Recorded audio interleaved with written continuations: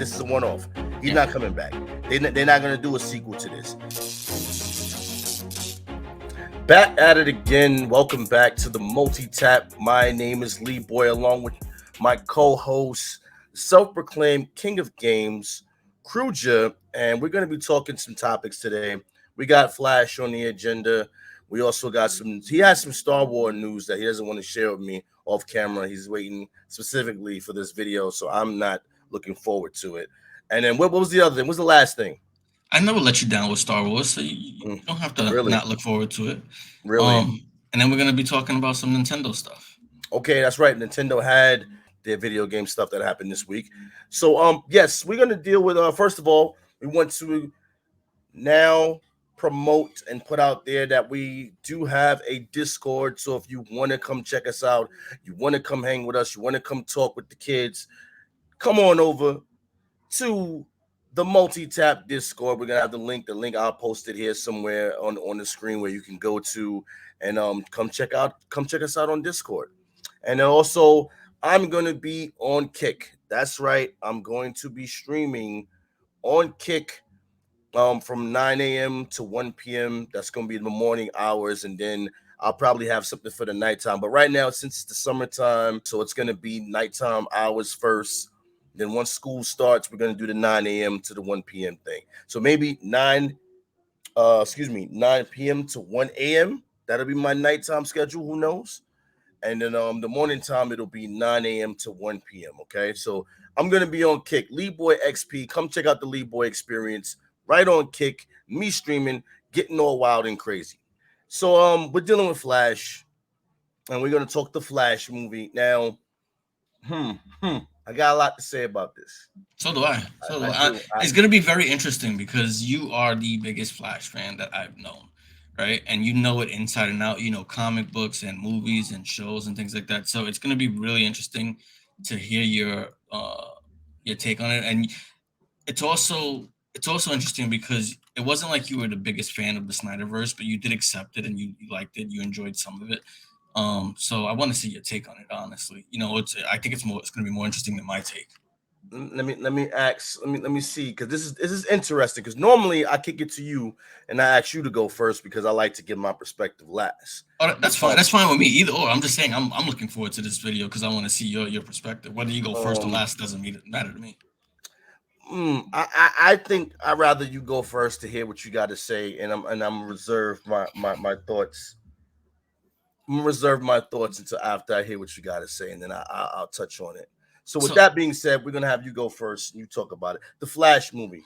Yeah, so it's gonna be. And I'm not gonna interrupt you. I'm not gonna say nothing. So everybody that normally hear, sometimes people like, oh, why he cut him off? I ain't gonna say nothing. I ain't gonna say a word. This is all you, brother. You let me know when you done. All right. So this is actually gonna be messy, right? Much like the movie. This is gonna be messy and all over the place because I think it was a good movie, right?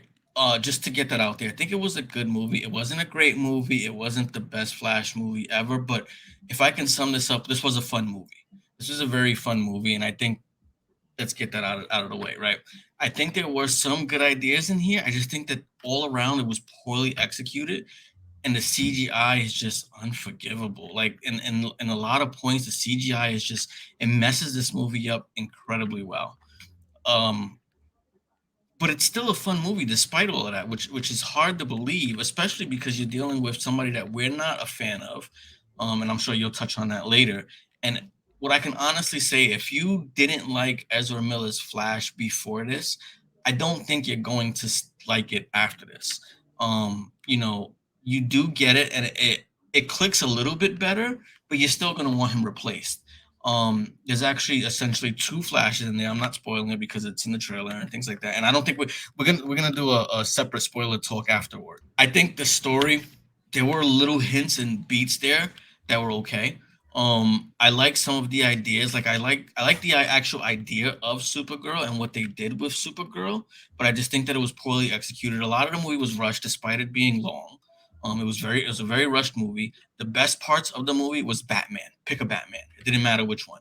Ben Affleck in the beginning, fantastic. The way that he did it, although that suit was not the best. It was not a good suit. So Ben Affleck's suit was not the best. Ben Affleck's suit was pretty bad, but I did like his parts in the movie. But he stole the show when he was there, and so did Michael Keaton's Batman. It's everything that you wanted to be in Batman, but he's not in the movie as much as you expect him to be.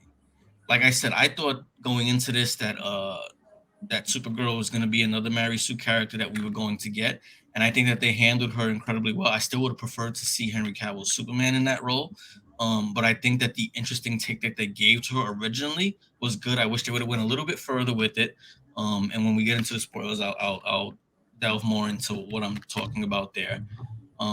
The story was kind of a mess. I think that Ezra Miller is a good actor. I just don't think that he is a good actor for this role. And I'm separating him, the actor, from the shenanigans that he's doing currently while when we review this. So I'm not taking into part all the extravagant, extraordinary circumstances outside of this movie because I do not condone any of his actions whatsoever outside of this movie. So just taking that as his face value, I think that he did fine acting here for both his roles, but I do think that it's not the proper take on this character. I still do not think it's Barry Allen at the end of the day, And what you wind up getting is if you think Ezra Miller's character was annoying before, you get a little more polished annoying, and then you get annoyinger with the other Ezra Miller, right? And so it's annoying and annoyinger, and we'll dive deep into that. Like I'm trying not to stay. I'm trying to stay away from the spoilers. It's hard to talk about this movie without talking about spoilers.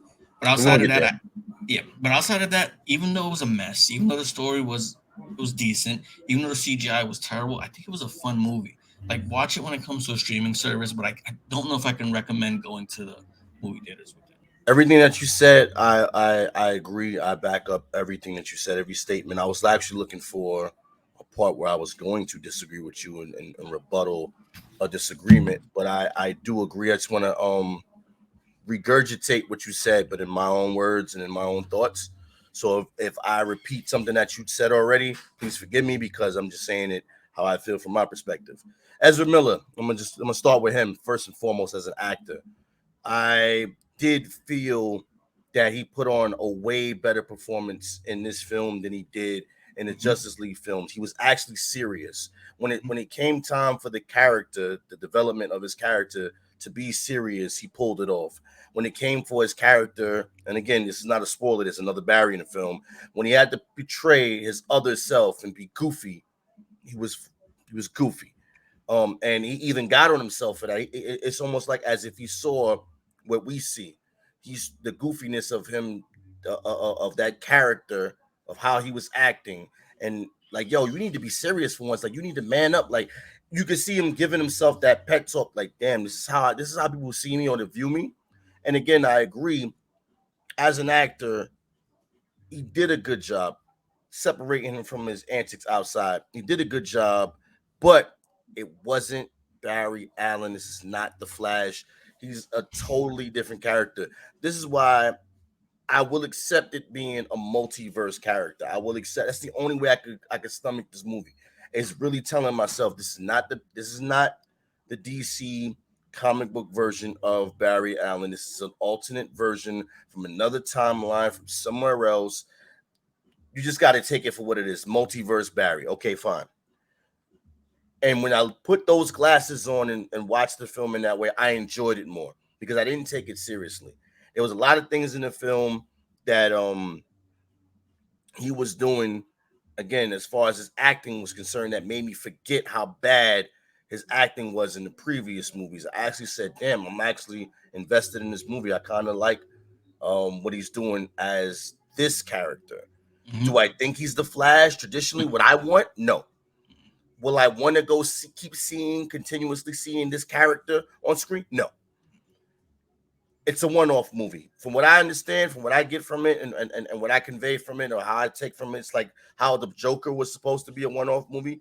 This film feels like a one-off movie, and I think that he put on this performance, which was I went in with low expectations, and he did better than what I thought he would. Still not the Flash to me.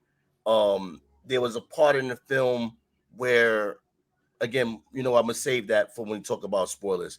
Graphics, CGI. You brought the CGI. You brought up the fact that the CGI was terrible, was bad. It Some parts were hitting that I did Mhm. enjoy, but though it was, oh man, I ain't getting a spoiler, but there's a part when he uses his powers for whatever reason, he sees things a certain kind of way. Now, from what I heard, the director said that's purposely done because that's what I said. That's a bunch of bullshit. Mm-hmm. But it was supposed to be purposely done. Okay. But that's not an excuse. You're talking about the Flash here. You know, you have all these big budget things go on. Michael Keaton, Ben Affleck, like you said, pick a Batman. To me, the Batmans, they stole the film. Totally stole the film. Along with Ezra Miller's acting, that again, like I said, he did. I'm not gonna lie, he did invest me in the character. So I did enjoy the film. It's not something, like you said, I'd recommend somebody to go and spend money on. I would say try it if, like you said, if they catch it on a streaming platform, do that. Um, but there was, again, not trying to move into spoiler territory, that kind of made me go, that doesn't make sense. There was some things in the film as far as storyline is concerned that I don't think they thought out when it comes to timeline and time itself. Because if one little thing can make a change, and you probably know what I'm hinting at, Mm-hmm. if he wasn't supposed to do this one thing, then why did that other thing that happened and nothing changed? No, I mean, yeah, something did change, but it was like, that's not enough to do that. I'm gonna explain my thoughts on that when we get into spoilers. Okay, so now, with that being said, overall, the film. What do I think of this film? Is it one of DC's best films?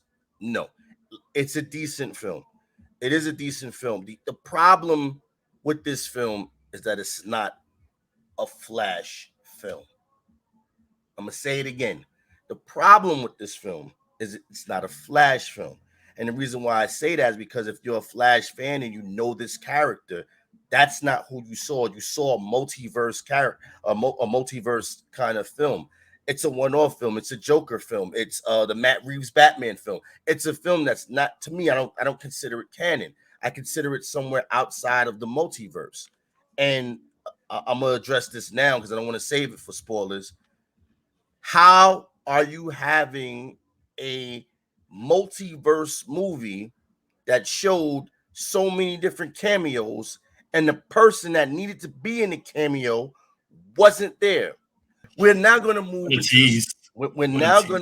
into spoiler territory right here. So if you don't want to be spoiled by anything or any spoilers, click on to our next topic. Yeah. Do you want to give it a number? You want to give it a number rating before we go into spoilers? I don't even want to rate this film. Oh, okay. I don't even want to rate this film. I don't, because honestly, I'm gonna tell you right now, like I said, I did enjoy the film for what it is, for what it's worth. It's a fun movie to watch. It's decent. It's not the traditional DC super. This is not something I'm gonna hang a Flash franchise on. That's what I'm saying. Yeah. That's what I mean. If anybody's like, well, you guys are talking kind of ominously, this is not something I would hang again a Flash franchise on. I would not do that. This is not something I'm going to. I don't want to see another. I don't want to see part 2 of this. Yeah. There's no. I don't want to see a sequel to this. You know what I'm saying? It was good for what it is. Ezra Miller got his thing. He was able to show people, hey, look, I got range as an actor. I can do that. That's fine. That's fine. If he want to go for that and show people, hey, if I'm going out like this. I have no problem with that. That's fine. But this is not. Don't call this a Flash film. Don't call this a canon Flash film. It's multiverse. Multiverse Flash is what I call this film. It's a one-off-ish movie. I think that this film, without going into any spoilers, they're not doing a sequel. He will not return as the Flash, hopefully. Okay. And they'll be able to make a better film later on. Now, the only sad part about this film, which kind of makes me upset, and again, this is not a spoiler. What makes me upset about this film is the fact that I know for a fact we're not going to get another Flash film for a long time because of this. We're not. The TV show just ended. They just wrapped up this film. It's done. Ezra hasn't even done any appearances, press releases, or nothing. They don't have him on no red carpets. They kept him in the door. He did the red carpet, but he had a babysitter with him. He's got to have a babysitter for him. She had a hand on his back the whole entire time like a puppet. Yeah, keep it moving because again, got the film out, whatever the case may be, and he's that's it. I don't want to hear no more from him. Yeah. You know what I'm saying? Let him move on. He needs to get himself together. He doesn't need to be involved in the big time franchise where you got a baby stick. He shouldn't have to have it. He's a grown ass man. He needs to go to jail. He needs to go to jail. He should go to jail. Forget that. He needs to go to jail. He can learn in jail. Something. He needs to be away from the franchise, away from whatever, get himself clean, fixed up, whatever, and then come back. Because the dude, again, like I said, to separate the man from the character and his acting skills, he did. I will say he did a decent job. He was a believer. He was a believable two people. He was believable. Yeah, as two people, he was very believable. He did good. I give him that. Like I said, I give him that. I give props. I give credit where credit is due. He did the damn thing on that. But it's not the Flash, and I understand he put his little twist on it. You know, there's even a part of the film that they even made fun of the thing I've been saying for the longest. Yeah, they finally showed. They literally focused on it, and I was like, this is what I'm talking about. And everybody thought I was bugging when I was saying, like, he don't run like the Flash. He did this. Listen. They got funny though. That part was fun. I'm glad that they made fun of themselves on that. You know, they tried to make an answer for it, saying that's how he accesses the Speed Force. But I'm glad they made fun of themselves for that, because it's a travesty the way he runs. The way he runs is atrocious. Atrocious. There's no need to put your hand in. There's no need for none of that. I don't know that ninja run. I don't. That's not even a ninja run. That's like a ninja run. That's like a baby figure skating. I don't know what he's doing, but anyway, it's actually supposed to be like martial arts. Really, like if you want to know, if you check the behind the scenes of how he came up with that run, it's just don't ask me, bro. Anyway, we're moving into spoiler territory now. So if you don't want to be spoiled, we're probably being a little long-winded here. But again, if you won't want to be spoiled, move on to our next topic, because we're getting into it in 3, 2, 1. The person that should have been in this film that didn't get a chance to be in this film was Grant Gustin. Yep. Grant Gustin did not make a cameo in this film, and there were so many cameos. We had a Superman cameo, a Supergirl cameo, and that Superman, mind you, was Christopher Reeves. We had another Superman cameo, even with the mechanical giant spider, the Kevin Smith, Nicolas Cage Superman was in this film. And then they had the nerve, the gall to show Hunter Zolomon from the CW Flash TV show. And that wasn't even the real Jay Garrick. That was Hunter Zolomon Zoom. And you didn't show Grant Gustin? And then the rumors I'm hearing is they didn't show Grant Gustin because they were scared that Grant was going to take away the shine from a man who's literally doing 2 parts in the damn, 3 parts in the film. 3 parts. Are you serious right now? You're scared that this one guy is going to take away the shine of this man. How long was this movie? 200 something hours? Yeah. You're scared that this guy who's been on this TV show for 9 seasons, who everybody loves, who's having a cameo spot, that one cameo spot would have outshined the entire 2.5-hour movie. You got to be out of your mind. That was atrocious. Yep. You're showing the multiverse, and you mean tell me you got 3 Batmans in this film and not 2 Flash? What are you doing? Why Grant couldn't be in this movie? Well, they also, why couldn't get a cameo? They could have just showed him a clip. They also show Adam West. They showed Adam West. They showed. I missed that one. Yeah, they showed Adam West. That's 4 Batmans. Yeah, they showed Adam West. In this film, we get George Clooney, which is incredible. This is how I knew that the film. This is how I knew that this was a one-off movie. Once I saw that, they're not doing it again. He's done. George Clooney is not returning as Batman. Yeah, he is not. And you know what was one of the biggest problems with this movie? The same problem I've been having in every movie. I got one more. Oh, okay, go. You went back in time to stop your mom because you went and put the can of tomato paste or tomato, whatever, in the shopping cart. Yet you got your father off from jail by putting all the cans. So my point goes along with that, right? Because my biggest problem with superhero movies is what lately? What have I been always saying about Doctor Strange and all these other movies? That the title character never saves the day, right? The Flash does not save the day at all in this movie, but that's okay because the Flashpoint story, he never saves the day. It's not about him saving the day. It's about him learning a lesson about you don't mess with time. He's not supposed to mess with time. And so this whole movie he goes through and he's supposed to learn this lesson. And he doesn't learn the lesson because he puts the fucking tomatoes up on top. He puts the tomatoes up on top and he doesn't learn his lesson. So You this is a waste of this. He not only did he not save the day like he's supposed to, and like that's my biggest problem with superhero movies is that the title character, and how many times have I said it on multi-tap, they do not save the day. In their movies, they do not save the day. He did not save the day, but that's okay in this instant because Flashpoint he's never supposed to save the day. It's supposed to be a lesson learned. He didn't learn the lesson though. He didn't. He goes right back and does the same thing. And it's like, what was the point of this movie then if he was just gonna do the same thing? Because he didn't save the day and he didn't learn his lesson. he was looking down to get cans. What if he goes, damn, the cans is normally the tomatoes is normally over here. Oh, I guess they ain't got no more. You know what I'm saying? I'm pretty sure he probably would have went somewhere else and asked somebody for help and stuff like that. I'm just saying, you never know what could have happened because of that small change. Yep. And again, that was the whole point of him. That small change of putting the can was letting you know that that small change has a ripple effect. There's so many things that could be altered and changed by that. You don't know by putting them cans up there that if that would have worked at all. You're taking a gamble, and that was the whole point of you not doing it in the first place. That was the whole point of the movie.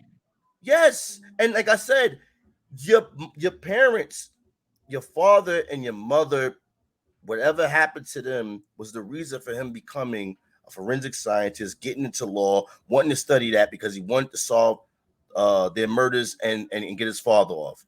You don't know if that would have never, who knows what had happened about the camera and all that. They probably would have got the footage even earlier. He probably would have never, I'm just saying, that's why I said he probably would have never went to jail at the first place if they would have eventually said, oh man, the camera was actually fixed that day. You know what I'm saying? Like anything could have happened when it came down to that. It's basically what I'm trying to say, that you could have messed that up big time by just doing that one thing and you didn't get it. No. And then amazingly changing the can of tomato paste or whatever turns this cat into George Clooney. Like he just keeps getting younger, older. Batman just keeps changing. Yeah. You know, so whatever. And then the CGI. He goes into the Speed Force and the babies look like dolls. I can understand why they would do that, but to me it's like you should have cut the scene out. So if I had to guess, right, with the stylistic change, even though the CGI was bad, not because of style, even though that's what they said. When it comes to the baby, I can understand them not wanting to show realistic babies because some people take offense to that and some people are way too sensitive to that. So I can understand why they don't look real. But to me, don't include it. If it's not going to look real, don't include it. I thought the scene was very funny. I thought it was well done outside of the way the babies look. I ain't gonna lie to you. There's one scene I had a problem with when you put the baby in the microwave. I don't give a fuck if it's on or off. Yeah.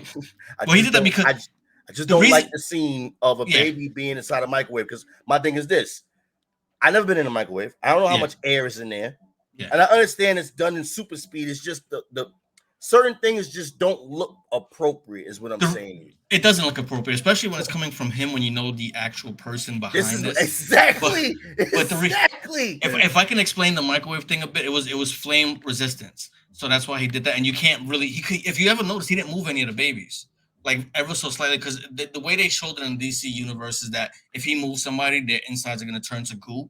That's why he was moving the other guy very slowly and holding on to him. So he didn't even move the babies. If you notice, he just slowed them from falling the whole entire time. He just slowed them from falling. The Flash, well, if anybody knows, he has the ability to actually siphon speed from people. So he can make them as fast or as slow as he wants them to be. You know what I mean? The only thing is, I know he wasn't grabbing their ass at super speed because I'm like, these are a bunch of dead babies right now because their neck is done. No, that's why you saw one of the babies that he moved. He like grabbed the ear and he was ever so slightly moving it with the ear. And then the one that he put in the microwave, he couldn't move it fast away from the flame, so he stuffed it in the microwave, knowing that the microwaves are designed to be flame resistant in case they catch fire. So I can understand. So that's why they did that. But it still looks. That was cringe. That was cringy. That was cringy when they put the baby in the microwave. I'm sorry. I was like, they're gonna let this. This scene right here, that part, everything else I was with, but that part, I'm like, who authorized the baby in the microwave scene with this guy? and then the whole food bit with the whole calorie tracker, and he's sitting there and he goes, it looks like he's gonna save the baby, but he's actually breaking the vending machine so he can eat. I think it was too comical in that scene. I understand where they get it, but if you notice, they spent way too much time in the beginning explaining his caloric intake, and then at by the middle of the movie, it was never mentioned again. He didn't have to get food. When he did things, he didn't have to eat mid battle. He didn't have to do none of that stuff. So they spent way too much time for that, and it wasn't a big payoff. Even Hmm. though it's true, and we know that he needs to eat a lot because he has that fast metabolism, I think they spent entirely too much time. I actually think they spent too much time in the beginning of this movie. There's been a lot of time in it. The thing that the one thing that I did kind of say that the one thing of the film, as far as like the story is concerned, that I did feel I enjoyed was the fact that at the end, when Barry comes to the realization that he goes, I can't save this world. This world is just doomed. No matter how many times I try, you can't. And that's what he tells himself. Like, you got to let it go. And then he meets his future self that just kept trying and trying and trying and failed. He's letting him know, like, there's no way that you can't save this world, and there are certain things that are fixed points, when it And comes down to timeline and time in general. you know what would have made it better? They had certain actors, right? Like you don't have Christopher Reeves, obviously, right? But you have Christopher Reeves fighting General Zod in his movie, right? Why couldn't you have Nicolas Cage fighting General Zod and losing? Why couldn't you have Why couldn't you have, Ben Affleck's Batman fighting General Zod and losing? And then this would have made sense because one of people's biggest gripes with Man of Steel is that Superman snaps General Zod's necks. Right? This would have gave validity that was the only way to save the universe because General Zod wins in every other universe. So instead of having, even though I know why they did the mechanical spider was to please Kevin Smith and all that, I think it would have. Was not really to please Kevin Smith. It was the show. Because remember, Kevin It Smith was wasn't lore, with yeah. that. No, I know, It but it was, was it was the producer that he actually put that shit in the Wild Wild West. yeah, yeah. So, but I think it would have made more sense if everybody was fighting General Zod and everybody was losing to General Zod, and then you go back to the current timeline where they're fighting General Zod and Supergirl dies and Batman dies, and then it's like he's like the only way that we can survive is my world where Superman snaps General Zod's neck, and then the it would have been a payoff to everybody that hated Man of Steel. They would have been like, okay, this is believable because we see all the other iterations of General Zod winning, right? And then you have to show Christopher Reeves losing because the man has passed away, but they can show that face off. And then just the implications of everybody else losing to General Zod, that scene would have been so much more impactful. And I'm like, who is running these things where they nothing connects? It's just a bunch of people fighting a bunch of different people, and it's just they're looking into like this window that's opening in their timeline, and like, oh, this is amazing. No, it would have been amazing if they were all losing to Zod, because then everybody would have been like, wow, the only way is for when Henry Cavill snapped his neck, I, and then I can add on to that. What about this one? I give you a scenario. When all of those windows opened up to see that world, when they saw Supergirl fighting General Zod, why didn't they go, we need to go help her? mm-hmm. And then you would True. have had Christopher Reeve Superman coming in, Nicolas Cage Superman coming in, Supergirl, and they all would have put a whooping on this dude and noticed that it's because of this fight. It's because of this thing that's going on here. Something about this world is interfering with our world. And if it keeps going the way it's going, we're gonna, it's gonna combine and implode all of that. So the multiverse is in jeopardy right now because of what Barry did. So it took the combined forces of these heroes to come sit here and try to save this world. And then when younger Barry sees that, whatever the case may be, and he's like, look, you can't, it's nothing that you can do. Yeah. But what we can do is I can go back and fix, I can undo my mistake. It may not be perfect, but I can try to undo my mistake. And that's it. Yeah. Now, the fate of that world, or what would have happened? You could have left it anonymous, but they could have just showed that everybody, was getting rocked, or if people were winning, however you wanted to go. But then I think that would have made more sense than, like you said, he's just staring around like, what's this portal that just opened up? But I don't think they could have did like because you've seen the CGI. They couldn't have done Christopher Reeves and stuff like that. I mean, would have been I'm asking for too much, right? but what would have been cooler and a cheaper budget was who could have hopped out of those portals? Grant Gustin's Flash, Green Arrow. You could have had people from the Legends of Tomorrow, and they could have all came out there, and you would have had such a big payoff. You would have had such a big payoff, and then word of mouth would have traveled around, and people would have been like, "Oh, look, they're all in this movie laying the beats on Zod," and then And they that would would have have been been a like, "Barry, you got to go back." and that would have been a great send off to the CW Yeah, universe by having all of those characters show up in the movie and the that would have been cameo amazing. to say that one line, "Yo, you got to go fix this," and he just runs back. Yeah, and then That's it. Grant Gustin runs back and fixes the timeline, and we're good to go. We're good to go. We're good to go. Another thing with this film, that I gotta say, again, because again, from what I understand, Barry's Latino. Because Yeah, his yeah. mom, his mom was speaking Spanish to him. I'm like, wait, hold, okay, okay, I was like, so didn't it? I could have hold sworn up. in I could have sworn in like Batman vs Superman, he said he was Jewish. I could have That's pop. swore up Listen, and down. I said it in one of my Lee's final word videos. He's Pablo. Yeah, I was That's like, Pablo. I was like, Okay. I was like, they just added this just to add this. I said it wasn't even necessary, but I was like, it wasn't a big deal, right? I think the mom did a fantastic job. I actually enjoyed that final scene with the mom. That was a really That was a fantastic good scene. scene. That Really, was a good scene. really, it I was give him played that. well. It was acted well. It was really good. And I was like, man, this is wasted on this movie. I was like, but the movie was fun though. Like that's the hard part is that It was a fun. I enjoyed the movie. It was a fun movie. It was decent. It's again, it's not a quintessential superhero movie set in the DC regular canon world. Like I said, I looked at this film. I went in with low expectations, and I said to myself, while watching the film, this is an Elseworlds. This is a what if. This is something that's not canon. And what made me believe that Ezra Miller's not coming back is when George Clooney showed up. Yeah. I said, "Oh, this is a one off. He's Yeah. not coming back. They're not going to do a sequel to this. Barry's going to be stuck in that world or stays in that world because in that world or in that timeline, rather, I don't even know if he made it back to the right one or whatever the case may be. His father is out of jail, and we have this George Clooney guy as Batman, which he's not coming back as Batman. He's not going to be the guy that they have for Batman. So that means Barry is technically in another universe aside from the James Gunn reboot that's going on. So that's what made me go, he's not okay. I can accept this one off. No, so originally, let me tell you what the original ending was supposed to be. Oh no, I know they had because they had some stuff planned before James Gunn took over. But go ahead. No. Even when James Gunn took over, before they made a final decision, what was supposed to happen is he made that change, and it wasn't supposed to be George Clooney. It was supposed to be Michael Keaton.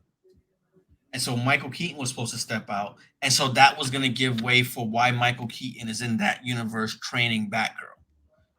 But when they canceled the Batgirl movie, that's what happened. When they canceled the Batgirl movie, that's what happened. And there was also supposed to be a rumor that the Supergirl movie that they were going to do, when he comes back to this universe, not only is that the Batman of this universe, Michael Keaton, but Henry Cavill was also going to get paired with that Supergirl that we saw because she was also going to be a part of this universe. Let's touch on that. Okay, we didn't talk about Supergirl. What did you think? What did you think of the person that played Supergirl and the overall Supergirl performance? So when I was coming into this movie, I thought, like I said, I thought they were going to do a Mary Sue moment where she was going to take over the film and she was going to be super, hyper badass, which is not a problem as long as you don't make everybody else suffer because you want to promote this person up. It wasn't that. It was actually pleasantly done, but I feel like it was rushed and I feel like it was half-assed. So I enjoyed the fact that when they were talking about, we need you to help save our people, she's like, they're not my people because what they did to her was wrong. And she left. And I feel like they should have lessened the beginning of the movie and they should have gave her a little bit more to explore it because I was like, oh, that makes sense because she only knows torment from humans. So now she should go join General Zod and she should join him and for a second, for like 5 minutes, rock with him and see what he's doing to the earth. And then she's like, I can't have any parts of this genocide. And then they fight, right? And then she gets beat up and then she comes back and gets the rest of the team. But no, she just sees a couple of humans who she doesn't care about get shot, and then she comes back.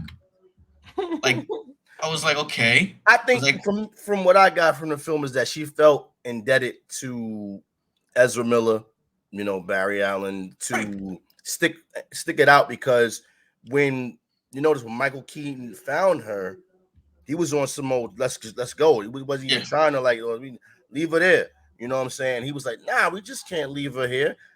And No, I he, get I get why she did it. so I just think I just you I know, think I get why she did it, and I agree with you 100%. I just feel like that's the rushed version of it. okay, I feel like you okay, could have gave 5 minutes and you could have let her, because it's not like, say you wouldn't change sides like that quickly.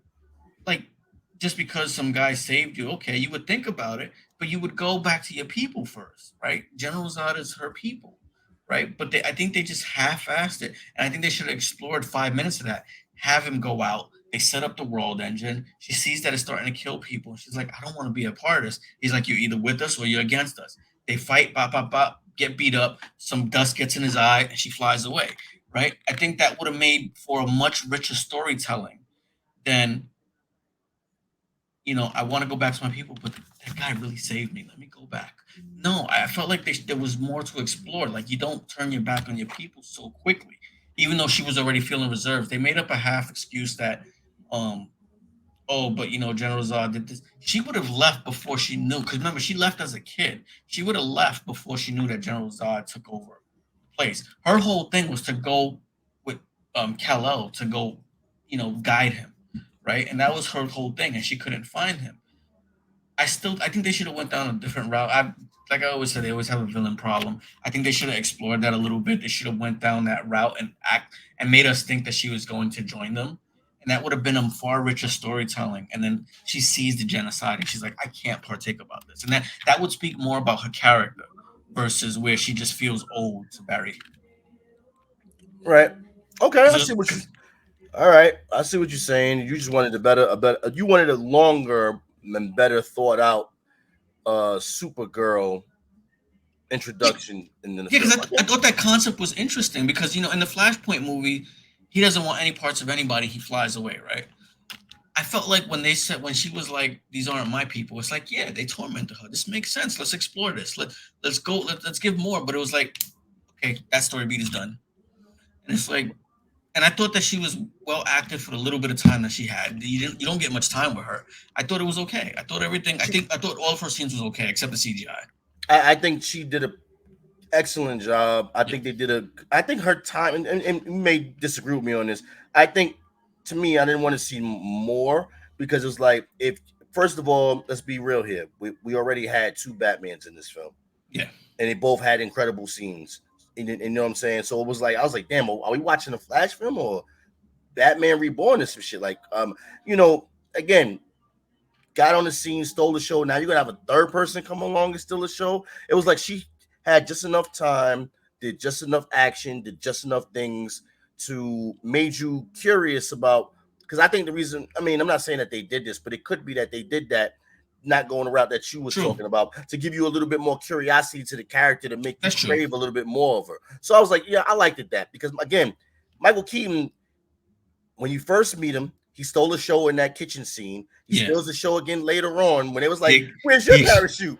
And he, he, ex- you know, he, or the part exp- where he explains the multiverse with spaghetti, which was like amazing, he did an amazing. excellent job. Then the whole Ben Affleck scene was just crazy. So you had these guys just killing it in this movie, doing their thing.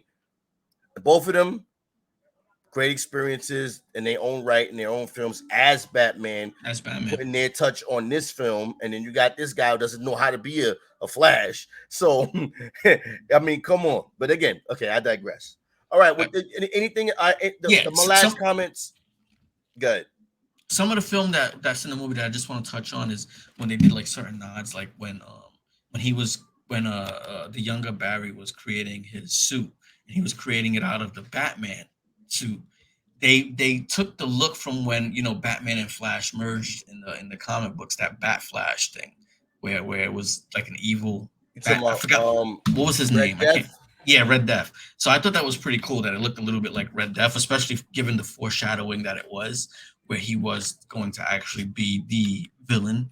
So it was interesting. It was interesting. Let me touch on that real quick, because I know you said this before. They have a villain problem. This Hmm? film, you don't meet. that this dude is the villain until the last 5 minutes of the film. Zod poses the threat, but he's not the villain of the film. Right. Right. You understand what I'm saying? Like, he does pose the threat, but he's not the guy that we're focusing on, or the main, it really was himself. And at first I didn't know how to handle that, because I was like, at first I was upset, like, the last 5 minutes of the film, he's the villain and whatnot. Like, come on, where's the actual? They didn't really fight an actual villain. But then I said, it kind of makes sense because of the story that they're trying to tell. You don't fuck with time. You leave that shit alone. You know what I'm saying? And the Flash and hold on. Yeah. The actual villain of the film isn't the dude that you meet in the last 5 minutes. No. It's Barry. Yeah. It's literally him for doing what he did, because he's the reason why that whole universe, he created a whole nother timeline. They're going to shit now because of what he did. So technically, you were with the villain the entire time, and that's what hit me when I was like, man, that's good. And then they fuck it up by having him replace the fucking tomato shit. But he was the villain in the original Flashpoint too. No, it's better. It's better explained because you have a villain, Professor Zoom. Zoom. You have a villain, Zoom, who tells him he's a villain. Because Zoom, what did you do? He's like, I didn't do this. You did. Zoom. Let's see. Zoom always. He's a bad guy. He's a bad guy, but he wasn't the bad guy of the show. Zoom and the Reverse Flash always looks at the Flashes as the villains. Yeah. They're not the villain. Like when the Reverse Flash figures out, or finds out rather, that he is the ultimate villain to the Flash, that messes his world up. If you notice, the reason why he wears the yellow, right? Hold on, let me do it. The reason why he wears the yellow and he has his suit, because he wants to be like him. Mm-hmm. He wears this suit because he originally wanted to be his sidekick. But he's not a kid, he's a grown man. So he modeled his costume after the kid Flash, but in the older version. So it's the reverse colors. Yeah. You know what I'm saying? Which is bananas. Zoom, this guy wanted Wally to go back in time and fix his legs. He's like, yo, my legs is done, bro. Help me out. You can go back in time and make it so I never got injured, so I can have my legs. And he was like, doesn't work like that, bro. I can't do that. I can't do that. And then ever since then, he looked at him like, yo, you got the power to do all of this stuff and you won't do it? You're not a superhero. But I can make you a better superhero. And that's when he went and messed with the treadmill and blew up, and he was able to deal with time, and because he doesn't really run, Zoom actually deals with time, and was like, I'll make you a better superhero, Flash. I'm gonna you don't have tragedy in your life. That's why you like that. You don't have tragedy, so you don't know what it is, and the tragedy is gonna make you a better superhero. But then when you think about it, tragedy happened to Barry Allen, and he tried to get rid of it, and and the Flashpoint was created. But in the original and in this movie, Barry is the villain of the show. Even though in the original Flashpoint, you do have the Reverse Flash in there. But they particularly made it so they didn't. You know who killed his mother in this film? Right. If you're a fan of the comic books, you know who did it. But in this film, I think in this film it was Ezra Miller. Everything points to him. Everything points to him. I know what you mean by that, but no. Yes. I think it is. I think after he sees George Clooney, he rushes back. He's like, and just takes his frustration on his mom. Faces his hand through his mom and shit. You know what I'm saying? Anyway, we've talked enough about this film. Again, I'm not gonna rate it. So if you watched it or listened thus far up until this point, normally we try to give ratings to films and review them. I will not. I refuse to, because it's my favorite superhero, and I do not want to. So it's biased. I'm straight up. I'm gonna say it. I'm gonna just say it's biased right now. I'm not giving an opinion on this movie as far as a film rating, because I don't like Ezra Miller as the Flash, but I did enjoy the movie. I do. If you want to know what I think of the film, I'll tell you this. I thought the film was decent. If it comes out on streaming services, you should check it out. You should check it out. You should see the layers that delivers, playing these different characters within the film. It's not the traditional Flash. So if you're thinking about watching a traditional Flash, if you're a fan of the CW show, you're not getting that in this film. So don't think that when you go watch it. This is an alternate version timeline of the Flash somewhere far, far in a galaxy far, far away. This is that type of film. Okay, to me, it's a one-off film. Was it decent? Yes, enough for you to go spend your money and your popcorn and concession stand. No, leave this alone. Wait till it come out on HBO Max or something like that. Watch it, enjoy it for what it is, and that's that. Case closed. What you think? What about you? Yes, same thing, same thing. I can give it a number, but I'm torn between like a 6 and a 7. But I think it was a fun. I think it was a fun I watch. would I would say if you remember we only do five. We use slices. Oh yeah, that's right. Five That's too slices. damn Ooh. high. Yeah, so I'm thinking middle of the road. I'm thinking 3 to 3.5. It's middle of the road.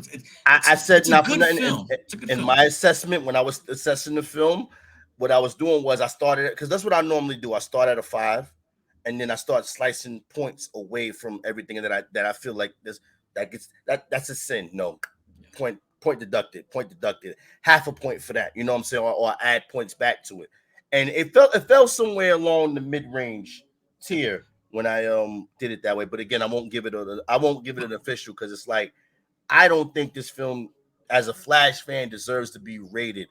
You know what I mean? Because it's not a traditional Flash film. You know, if you It's would have it's gave me an actual Flash film and for me to really pick the bones apart and say, well, this is wrong, that's wrong, this, because I could easily do that with this film. I could easily do that. But because I went in with low expectations and I did feel that Ezra Miller did put his best foot forward playing the character, I guess for what they gave him or what he tried to have his own rendition of, because there were times again when he was serious, it called for him to be serious. When he was goofy, it called for him to be goofy. He did it right. He did it justice. Like he's running around the beginning of the film acting goofy, but then when he meets his younger self, it was like he was trying to be a mentor, father figure to his younger self to let him know that, bro, you can't mess this up. And I think what really clicked in his brain was the fact that that time, if you notice in the film, again, that's why I say he did a good job at acting. When he met his mother and father, he was sitting at that dinner table and he's sitting there eating breakfast. He's looking like, I messed this up. I mean, not that I messed this up, but like I missed this. This is what I want. This is what I wanted. And I would do anything you could see like he had that look in his face. I'll do anything to safeguard this. That's why when he saw himself, he ran outside and tackled himself. You know what I mean? at one point in the movie, wasn't he ready to like vibrate his hand through himself? He was ready to kill himself. He was thinking about killing himself. Because I think once he saw his mother and father together and he finally had that family unity, that was the key component I think that was missing in his life that awkwardness that he displays in the character could be from the fact that he didn't have his mother around, that he was always unsure about himself and things of that nature. He never had that reassurance. Like he probably didn't have that motherly reassurance in his life, and his father wasn't around, which, now that I think about it, I don't even think they addressed who took care of him Yeah. while his father was in jail and his mother was dead. Because in the TV show they kind of explained that. But anyway, so he never had that reassurance of a family structure.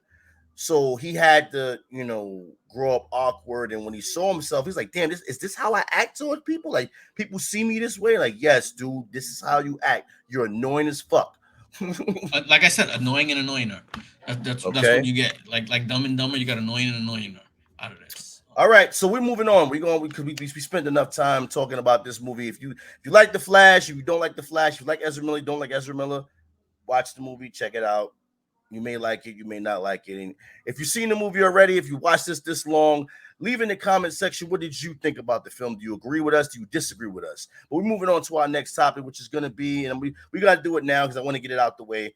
The Star Wars news. What's Why are going you on with Star Wars? Hit why me. why are you dreading this so much?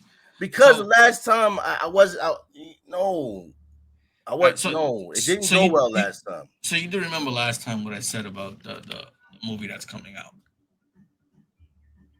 the Ray movie. Yes. Okay. And remember when we actually went into speculation and I said I wanted Ray to be, you know, to fall to the dark side, and I think that would have made a more interesting movie, and that would have brought the timeline back. And then you rebutted and said that they wouldn't do that, and you felt like that was going to ruin the character. So I want to let you know that they do not plan on doing anything that I said, so you do not have to worry about that. They're not going to ruin the last movie that they Nah, just nah, nah. did. I ain't falling for this shit. No, no, This no. has some other. Well, come on, hit me. What's the underline? Come on, what? So the story that they're going with leaked. It actually leaked. And so what they have on the storyboards right now is that this is going to be set 15 years after the rise of Skywalker, after Rey defeated Palpatine. And she's going to do what I originally said. She's going to take the place of Luke Skywalker and try to bring the Jedi Order back to life. We all knew that this was going to happen. I said that she should fail and fall into the dark side. That's not going to happen. She actually winds up getting two apprentices, a boy and a girl. And so she gets the two apprentices, and it's immediate apparent that the female shows extraordinary abilities, and she starts to train her to become the future leader of the Jedi. So that's the movie that we're going to be getting. So the boy turns to the dark side. I'm assuming that, or he falls to the wayside, like Flynn. So who knows? That's not. So we're getting the Force reawakens. What the fuck is this? Yeah, so it's gonna. So essentially, I think the female is gonna wind up being more powerful than Rey. So she's gonna be more powerful than the most powerful Jedi. So that's what we're gonna get. That's the story that they're going with. I felt like my story was a little bit better, but that's what we got to look forward to. I thought that you might want to. Stop this Star Wars. You no more Star Wars news for you. No more soup for you. I'm sick of this. I'm sick. The Force reawakens. Ain't this some shit? Yeah, it's gonna be bad. I think they should have went the route I said. It's literally the same story they just told. Yeah, literally the same story they just told, bro. No, it's different. No, now they're gonna have a mentor, so it's gonna make sense. Because our biggest complaint was that Rey knew it out of nowhere, but now her knowing it out of nowhere, she gets to show somebody how to know it out of nowhere. So.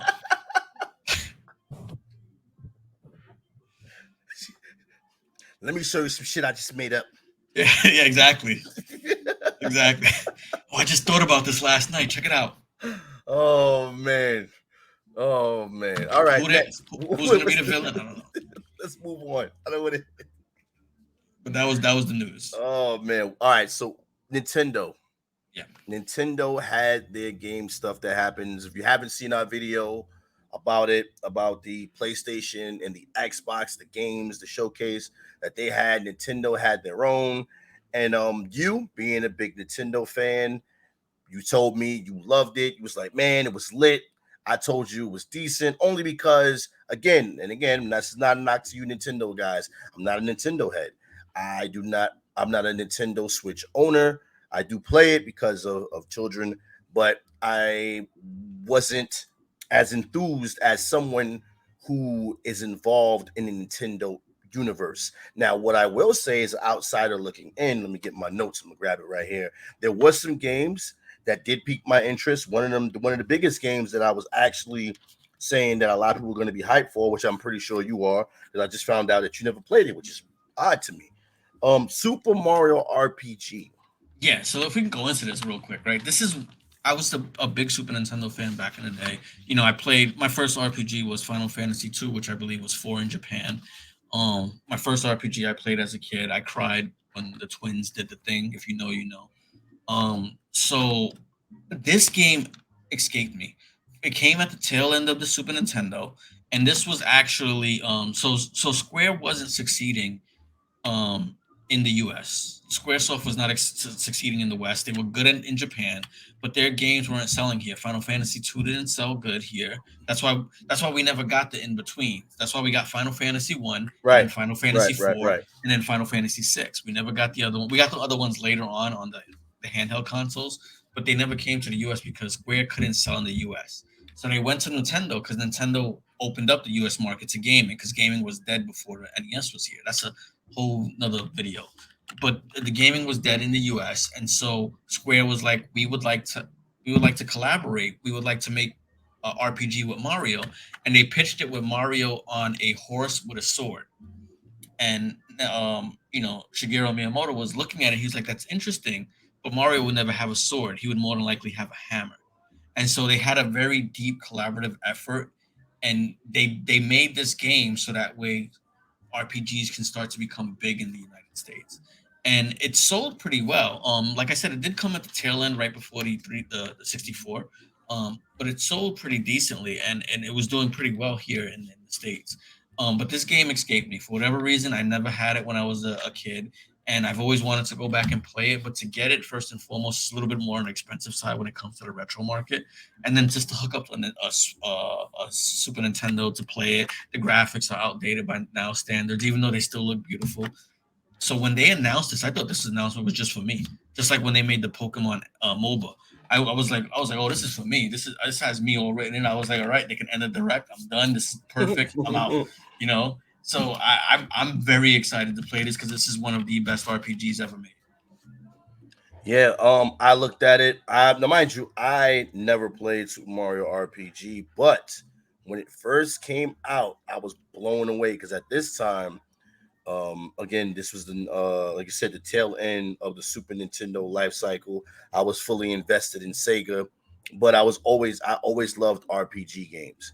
And when I saw that, I said, Super Mario RPG.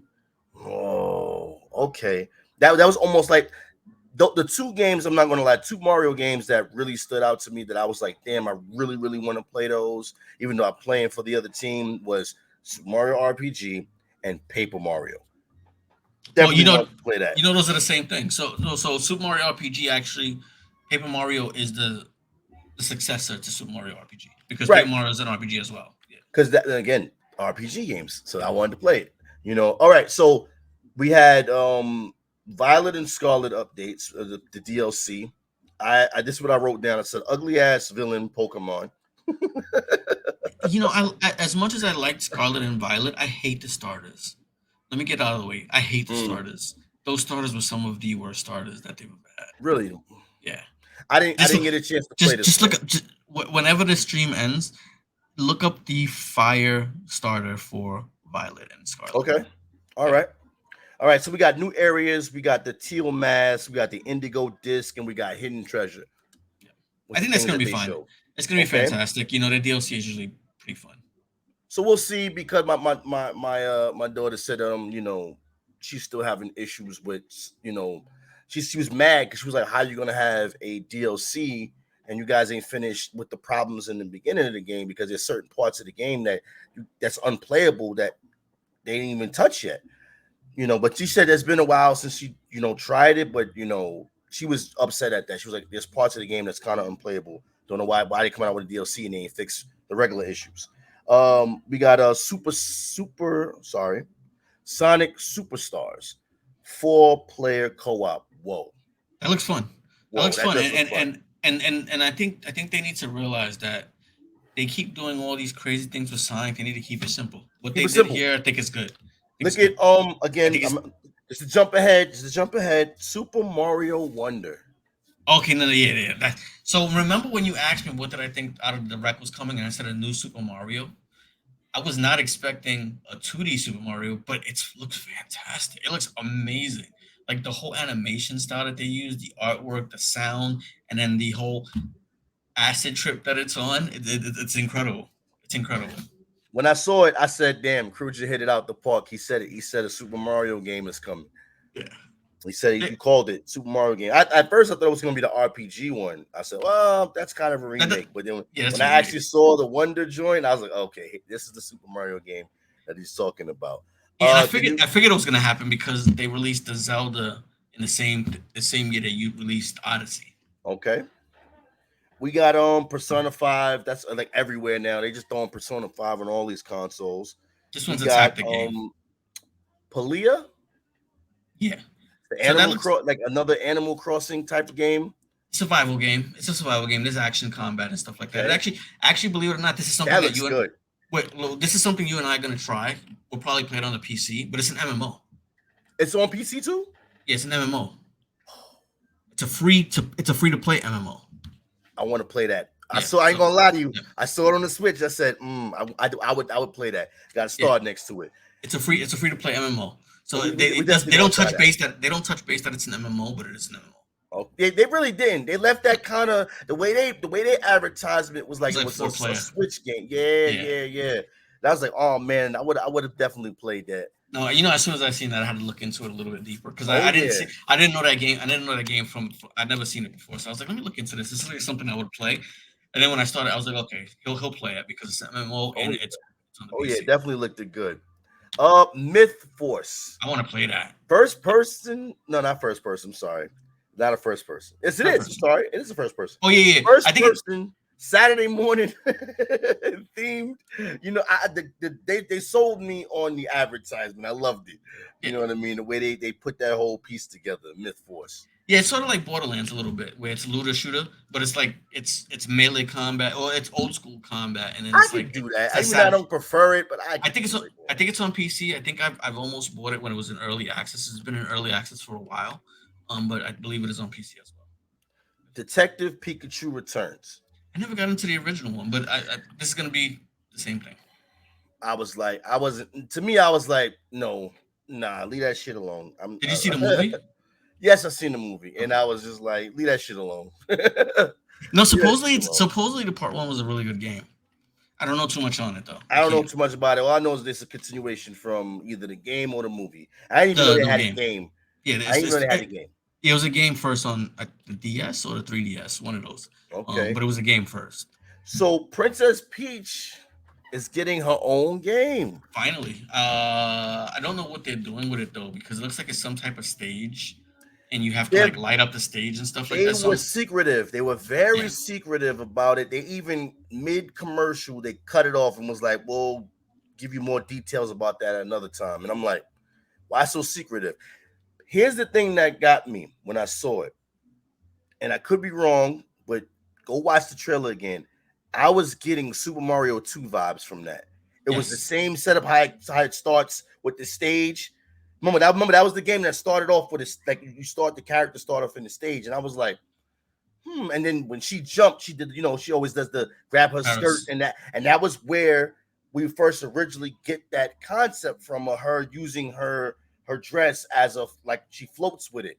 You know what I mean? So The only thing is, I don't think this is going to be a traditional platformer like many people may be expecting. Because whenever Nintendo does their spin-offs, they don't just copy and paste, right?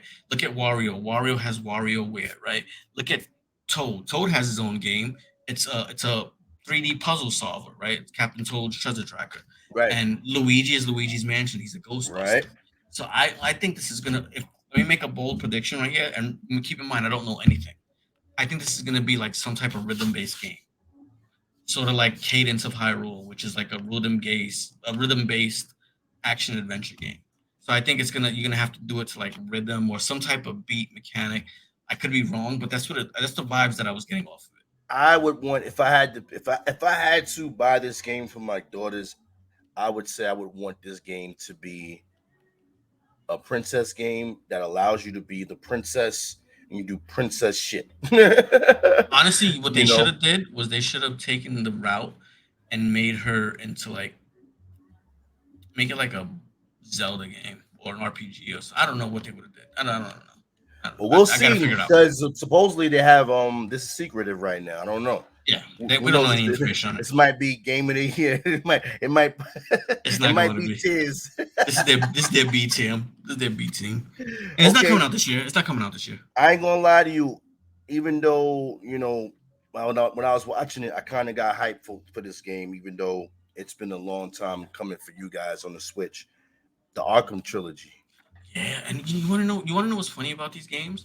I played a decent amount of Arkham Asylum. I own every single one of these games, and I haven't played them outside of the little bit that I played with Arkham Asylum. So I'm actually looking forward to getting these on the Switch and sitting back and playing them when I try to put my daughter to sleep. I was pleasantly surprised to see it, and not for nothing. Even though the game came out on the Xbox 360, there it started on the 360, and I'm not saying it started on that system. I'm saying during that era, the 360 era, and it's just now coming to the Switch. Some people might say, "Well, damn, that's old." But people don't understand. That's one of the games. That's a quality game. And it's mobile That's a now. quality, yes. And now you can move from your couch, walk around, you can play it on the go. That's a solid game. I can't wait. That's the closest you're probably gonna get to Sony's Spider-Man game. Lord help y'all if y'all get that on the Switch. But I'm just saying that is how good the Arkham, series is to immerse you in that world of being Batman. It is really good. I say that's definitely a cop on the Switch. Those are one of the games that not for nothing. I bought Arkham on 360. Then when I got the Xbox, I bought it again. Those one of those games that I have no problem buying again. That's only a few games that I've done that for. I've done it for that. I've done it for Black Flag, and I've done it for Grand Theft Auto. Those are the three games. And Skyrim. Those are the four games rather that I bought more than once on different systems, on different platforms. So because I know the value of it and I know what I'm going to get out of it. You know what I'm saying? So I that's can't the wait. reason I why can't it's wait. worth. I can't wait. You did miss a game though. You missed No, Luigi's I got Mansion. more. I got a whole bro. I got a. Come on. No, I know, but there was a game that came out before Batman Arkham. It was right after Princess. Luigi's Mansion Dark Moon Remastered is coming out. That was a game for the DS that was supposedly really good. I never got to play that part, but that's why we got Luigi Mansion 3 because that game was good. It was done well. So they're gonna remaster it and release it on the Switch. So it doesn't need to be touched on that much. Okay. We got Gloomhaven, Just Don't. Dance 2024. I'm gonna run through these. Stop me. Yeah. Because I don't These are know too ones I much really about like. them. Silent Hope did look good. Hmm? Silent Hope. Yeah, Silent I Hope. agree. It's something I would play. It's a If it's cheesy players. JRPG, and I'm all for the RPG, so I'm good with that. If Faith it's Farm. if Silent Hope is like Fantasy Life or Snack World, I think that would be good. You got to look into Fantasy Life. You might like Fantasy Life, so look into Okay. that. Write that down. Look into that along with the what did I tell you to look in? Oh, the Pokemon Scarlet Fire Pokemon. Faith Farm. Cozy game. I Hot like cozy Wheels. games. Hot Wheels. Hot Wheels is a fantastic game. Believe it or not, Part Oh, One was a man. fantastic game. Part Two, I believe, is good too. Don't sleep on Hot Wheels. Those are really good games. Hot Wheels leading the way. Mechanic, mate, was it Mechanic Manic Machinery? Manic Manic. Yeah, I'm sorry. Mechanics. Yeah, and Manic Mechanic. I think that's gonna be like Overcooked, which you lose friends. Moving. I just brought here moving out style type game. Yeah, That's you're what I gonna wrote lose down. you lose friends in Overcooked. So I think this is gonna be the same thing. Okay, we getting DLC for Mario and the Rabbits. I like the first one. I never played the second one. I never got around to playing it. The first one was good though. Dragon Quest Monsters. Okay, I loved the Dragon Quest Monsters. Was it the Advance that it came out? I forgot when it though. It wasn't the Advance. Whatever it came out, Dragon Quest Monsters was one of the best Pokemon ripoffs. It was fantastic. It was set in a good universe. The monster capturing aspect and training and all that was fantastic. So I'm really looking forward to this game.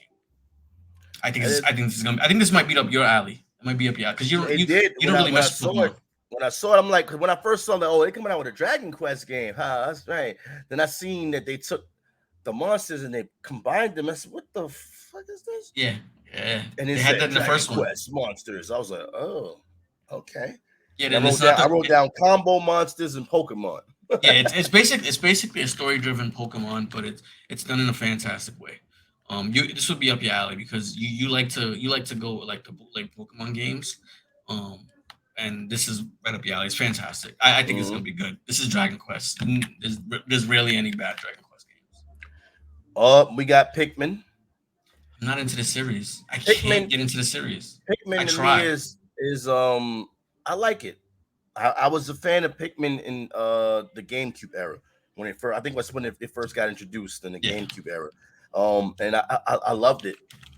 So Pikmin, Metal Gear Solid Collection, Vampire Survivors. We got Star Ocean, WarioWare, and then they announced new amiibos for the Zelda.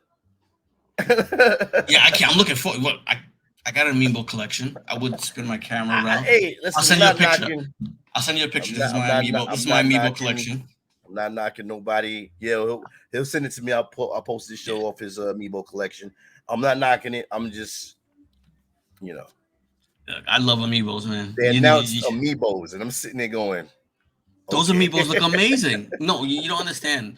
The people that love amiibos know because you're paying $15 for this beautifully done little figure. 15. There's so much detail on it. Well, you got to get 15. no, you got to get it when it comes out. Otherwise, you're spending a ridiculous amount. Exactly. Well, that's because your daughters are into one game and on one game only, and those they don't make a Whose lot of fault those. is that? I don't know. I have no clue. Whose fault could it be? Who introduced them? That's who you should blame. I should, right?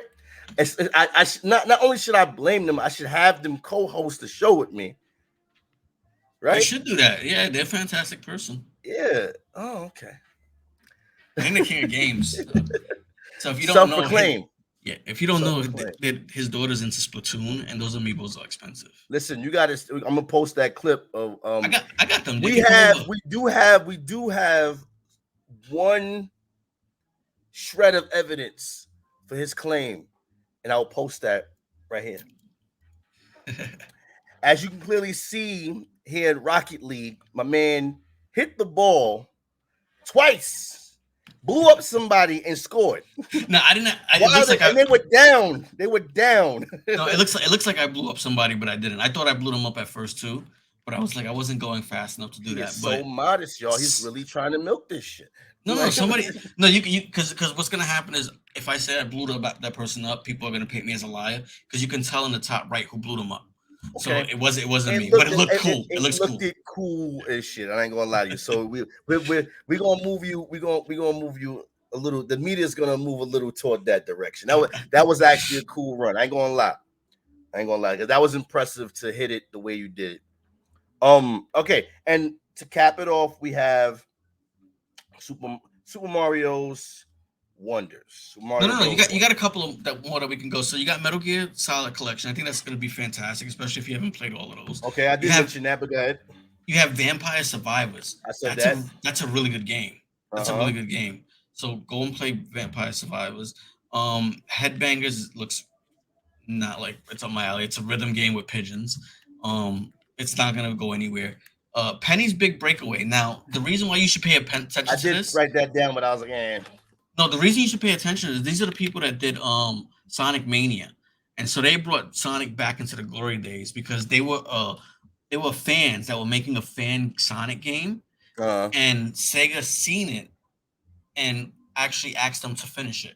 And so that's how you got Sonic Mania, which is a remix of all the Sonic games, of Sonic 1, 2, and 3. It's a remix of all of their courses, and it's done fantastic. So this is their team. That's why it looks like Sonic. It actually looks like it's a Sonic Adventure ripoff. If you go back and look at the trailer, it gives you vibes of Sonic Adventure. So I think you should pay attention to this one because I think it's going to be done. It's done from the heart. It's done by Sonic fans who have a proven track record of doing good Sonic games. So I think that this one is something to look out for. Definitely need more people that make games to do it from the heart because greed is everywhere. Yeah, this is going to be a good Sonic game from the heart. And it's Penny's Big Breakaway. And with that, that's mostly all the games that came out on the Sonic Super Mario Brothers Wonder is amazing. It looks amazing. I can't wait for that. Madman, it's 4 players. It's 4 players. Yes, I did see that. 4 players. Madman had asked this question. This is off camera. He had asked this question. What is up with the Elephant Mario? What is that about? Oh, we don't know yet. I think it's going to be strong and strong. I told him the same thing. I have no clue. Your guess is as good as mine. Well, he acts like this is the first time that Mario has turned into something. He's been a raccoon. He's been a toad. He's been a cat. But he's been in suits though. Like he's literally an elephant. Like he's literally an elephant in this one. He gets a raccoon tail. What's the best way for him to get an elephant nose? They can't just put it on him. That would look silly. Hell yeah! If he could wear a suit, a cat suit, and all that other shit, fake tail, fake cat suit, they could put that with the rubber. The rubber band with the nose. That would have been funny. That would have been funny, but it's okay. This looks like it shouldn't be called Wonder, and I don't know how PG we want to take this show, but this should be called Super Mario. PG? We've been cursing already. Okay, so it should be called like Super Mario Acid Trip. That's what it looks like. It looks like it's a drug fueled adventure where he turns into an elephant that's singing flowers. The pipes turn into little worms, and there's like a whole bunch of like wavy coloring lines. This looks like they're just an acid trip. I think it's gonna be fantastic. Nintendo's first stoner game, Mario Stone. I think this is gonna be a really good movie. Mario's had one too many mushrooms. I think this is gonna be good. All right, with that being said, we talked about The Flash, we talked about Star Wars, we talked about Nintendo and their upcoming games. Again, my name is Leeboy, along with the self-proclaimed King of Games here on Multi-Tab. Don't forget to check out our launch Discord. Link in the description somewhere. I'm going to post it. And also check me out on Kick. We're going to be doing it 9 p.m. to 1 p.m. to 1 a.m. Probably 9 a.m. to 1 p.m. depending on the schedule for the summer and with the kids and all whatnot. So again, check me out on Kick and check us out on Discord. And I'll stream eventually once I get this kid situation taken care of. Oh yeah, that's what's up. We definitely, because we got a multi-tap. Yeah, we got a multi-tap. All right, with that being said, we'll catch you guys on the next one.